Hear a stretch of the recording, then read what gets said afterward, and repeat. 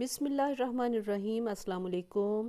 General knowledge class free واقفیت عامہ جماعت سوم کا چیپٹر نمبر 13 باب 13 ہم کریں گے، بدلتی دنیا چینجنگ ورلڈ۔ اس چیپٹر کو پڑھتے ہوئے ہم بہت سی پرانی چیزوں کے متعلق بھی جانیں گے اور جدید دور میں جس میں کہ آپ رہ رہے ہیں اس کے بارے میں بھی ہمیں علم ہوگا۔ اس چیپٹر میں بتایا گیا ہے کہ پہلے لوگ کیسے تھے، کیسے رہتے تھے، ایک شہر سے یا ایک جگہ سے دوسری جگہ کیسے جاتے تھے، ان کا رہنا کس طرح کا تھا، ان کا لباس کس طرح کا تھا، تو مختلف تصاویر کے ذریعے ہمیں بتایا گیا ہے۔ اور آج موجودہ زمانے میں وہ کتنا بدل چکا ہے سب کچھ، اس کے بارے میں بھی ہمیں پتہ چلے گا۔ تو ہم پڑھتے ہیں، زمانے قدیم کے بارے میں مختلف ذرائع سے حاصل ہونے والی معلومات کا جائزہ لیں تو یہ بات واضح ہوتی ہے کہ اس دور کے لوگوں کا رہن سہن، یعنی کہ وہ کیسے رہتے تھے، لباس، خوراک، آمد و رفت یعنی کہ ان کے کہیں سفر کرنے کے یا چیزیں ایک جگہ سے دوسری جگہ لے جانے کے لیے کیا سہولتیں تھیں، اور رابطے کے طریقے موجودہ دور سے بالکل مختلف تھے۔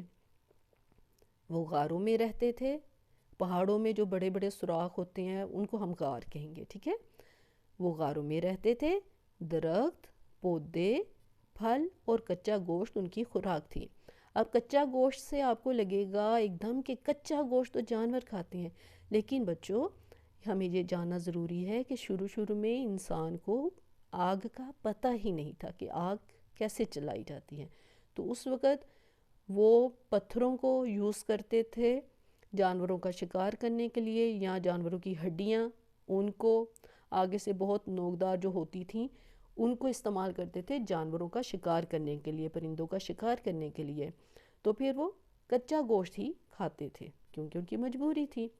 وہ اپنے اوزار یعنی کہ جو بھی ان کے ٹولز تھے پتھروں اور جانوروں کی ہڈیوں سے تیار کرتے تھے۔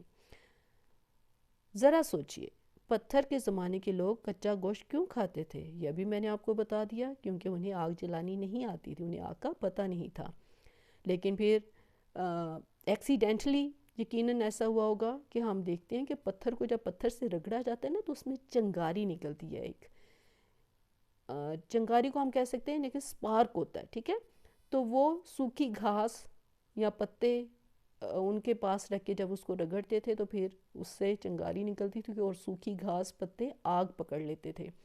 تو یہ جب انہیں طریقہ آ گیا کہ یہ آگ اس طرح چلتی ہے تو پھر انہوں نے گوشت کو پکانا شروع کیا، اور یا دوسرا بھی کھانا ایسا انہیں سیکھا کہ کھانے کو کیسے مزیدار بنایا جا سکتا ہے، سبزیوں کو کیسے پکایا جاتا ہے۔ یہ تصویر بھی نظر آ رہی ہے جس میں ہم دیکھ رہے ہیں کہ دو آدمی ہیں، وہ گوشت ایک ڈنڈے پہ انہوں نے لٹکایا ہوا ہے جانور کوئی، اور یہاں پہ آگ کا دھواں سا اٹھتا نظر آ رہا ہے، ٹھیک ہے، فیملی بیٹھی ہوئی ہے۔ تو پھر اس کو پکانے کا انہوں نے طریقہ سیکھا۔ وقت گزرنے کے ساتھ ساتھ انسان نے آگ جلانا اور کھانا پکا کر کھانا سیکھ لیا۔ اپنی غذائی ضروریات کے لیے اس نے فصلیں اگانا اور جانور پالنا شروع کر دیے۔ کہتے ہیں کہ ضرورت جب پڑتی ہے انسان کو تو پھر انسان اپنی صلاحیتوں کو آزماتا ہے، سوچتا ہے طریقے کہ کس طرح اپنی ضرورت کو پورا کر سکتا ہے۔ تو جب اس کو لگا کہ جو قدرتی طور پر فصلیں، پھل تھے، درخت پودے تھے، ان سے ان کی ضرورتیں پوری نہیں ہو رہی، تو پھر انہوں نے فصلیں اگانا بھی شروع کیا اور جانور پالنا بھی شروع کیا۔ پہیے کی ایجاد اور دھاتوں کی دریافت نے انسانی ترقی کے لیے راستے کھول دیے۔ دھات جیسے لوہا جب دریافت ہوا نا، لوہا اسے پتہ چلا کہ یہ لوہا دھات ہے اور یہ تو بہت کام کی چیز ہے، تو پھر اس کو استعمال کرنا شروع کیا مختلف اوزار ٹولز بنانے کے لیے۔ جیسے آپ نے دیکھا ہوگا ہتھوڑی، پلاس وغیرہ، یہاں ہم دیکھتے ہیں کہ گھر بنانے کے لیے بھی لوہے کے وہ جو سریے بہت استعمال ہوتا ہے، دروازے بنتے ہیں، اب تو میز کرسیاں بنتی ہیں، کہ بہت ساری چیزیں بنتی ہیں۔ تو دھاتوں کی دریافت سے بھی پھر انسان نے ترقی کی، اس کو مزید اس کو کہنا چاہیے کہ پروگریس کرتا گیا، صلاحیتیں اس کی سامنے آتی گئیں۔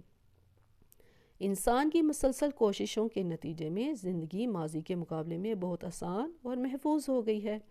اور پہیے کی ایجاد بھی جو ہے نا، آپ دیکھیں گے مشینوں میں چھوٹی چھوٹی کوئی مشین بھی ہوگی نا تو اس میں گول گول گھومنے والی چیز ہوں گی، تو وہ آپ کو لگے گا کہ اگر ذرا سا ہم غور کریں نا وہ پہیے کی طرح کی ہوتی ہے. تو جب پہیہ انسان نے ایجاد کر لیا نا تو پھر بہت ساری مشینری بھی بنانی اس کے لیے آسان ہو گئی.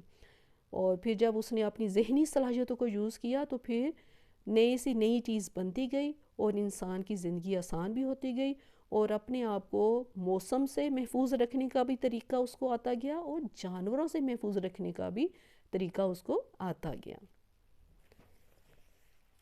اب نیکسٹ ہے، آئیے تصاویر کی مدد سے ماضی کی دنیا کا آج کی دنیا سے موازنہ کریں، کمپیریزن کر رہے ہیں.